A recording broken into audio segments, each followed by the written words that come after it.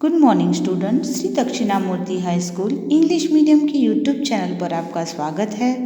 Standard 5th subject Hindi. हमने chapter 9 में भाषा की बात बराबर ये मौखिक लिखित प्रश्न जो है वो हम पूरे कर लिए, सही गलत। अब हम भाषा की बात देखेंगे कि वाक्य बोलते या लिखते समय थोड़ी देर रुकने के लिए कुछ चिन्हों का प्रयोग किया जाता है जिन्हें विराम चिन्ह कहते हैं, जैसे कि क्वेश्चन मार्क, अल्प विराम और पूर्ण विराम आदि। बराबर इसे प्रश्न चिन्ह कहते हैं, इसे अल्प विराम और इसे पूर्ण विराम कहते हैं। बराबर तो हम देखेंगे डेफिनेशन कि वाक्य में यदि कोई प्रश्न पूछा जाता है तो प्रश्नवाचक चिन्ह लगाते हैं। बराबर ना, प्रश्न पूछते हैं हम, आप कहाँ जा रहे हो, आप क्या कर रहे हो। बराबर तो वो प्रश्न हुआ तो हम प्रश्नवाचक चिन्ह ये रखेंगे। बराबर जैसे कि क्या तुम विद्यालय जा रहे हो, तो यहाँ पे क्या है, प्रश्नवाचक चिन्ह।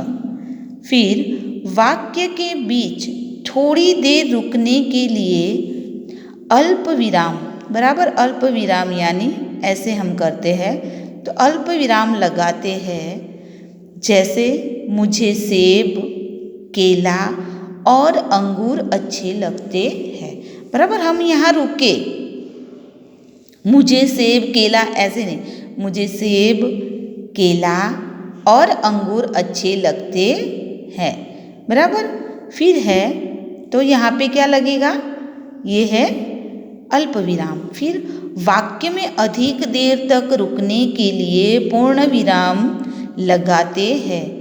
बराबर वाक्य में अधिक देर तक रुकने के लिए, तो जैसे कि खरगोश तेज दौड़ता है। बराबर तो यह पूर्ण विराम है, हमारा वाक्य वहाँ पूरा हुआ।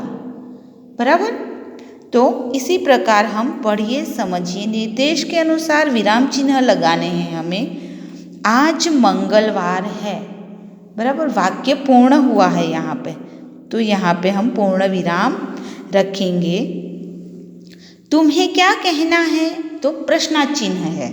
बराबर तो यहाँ पे हम प्रश्नार्थ चिन्ह रखेंगे। और पूजा, नेहा, श्रुति और काव्या आ गई, अल्प विराम और पूर्ण विराम।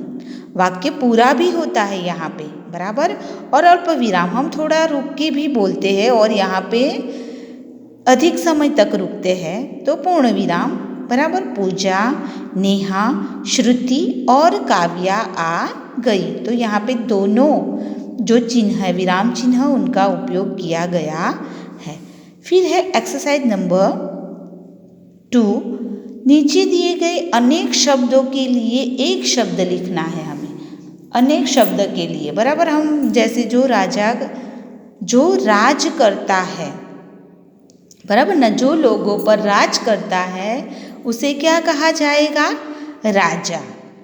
दरबार में रहने वाला तो दरबारी, उपयोग में आने वाला उपयोगी, अपराध करने वाला तो अपराधी।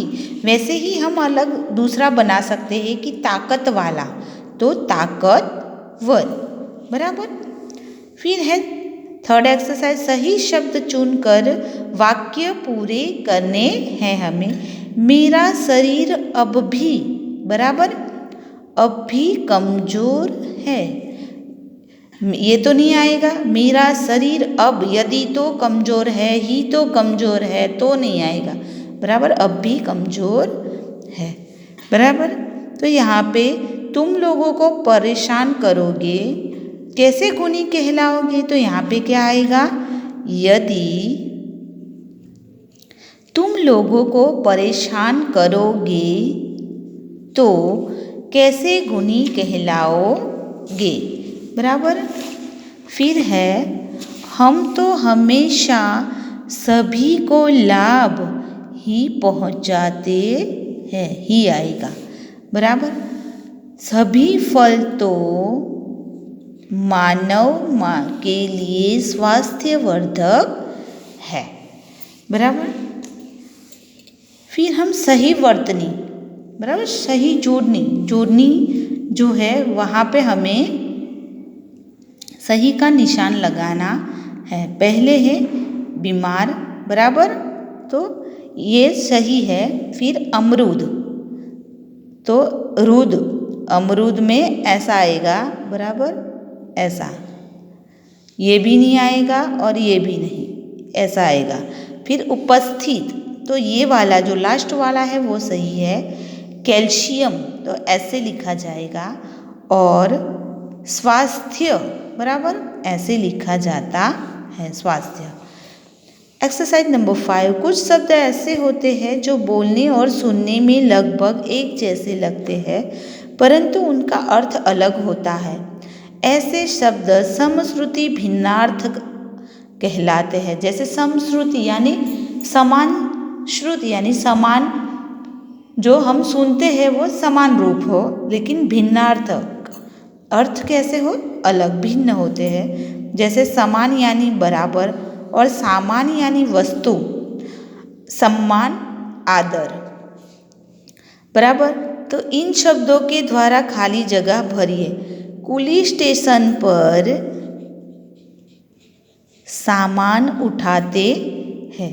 हमें हमेशा गुरुजनों का सम्मान करना चाहिए। माता पिता के लिए सभी बच्चे एक समान होते हैं, बराबर ना।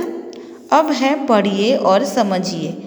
1 सेब, 10 सेब, 1 अंगूर, 4 अंगूर, 1 पक्षी, 7 पक्षी, 1 दिन और 3 दिन, बराबर। अब इसमें क्या है कि ऊपर दिए गए शब्दों एक वचन और बहुवचन के रूप समान होते हैं, बराबर। सेब तो सेब ही होगा, सेबे नहीं होगा। अंगूर, अंगूरे, पक्षी, पक्षियाँ, बराबर, ऐसा नहीं होगा। इसी प्रकार शेर, भालू, राजा, फूल और पेड़ के बहुवचन भी वही रहते हैं। मैंने 1 भालू देखा, मैंने 4 भालू देखे, बराबर। तो वही शब्द रहेगा, उसका बहुवचन का रूप भी समान रहता है, बराबर। तो आपको अपनी टेक्स्ट बुक में पहले यहाँ से पूरा करना है भाषा की बात से, बराबर।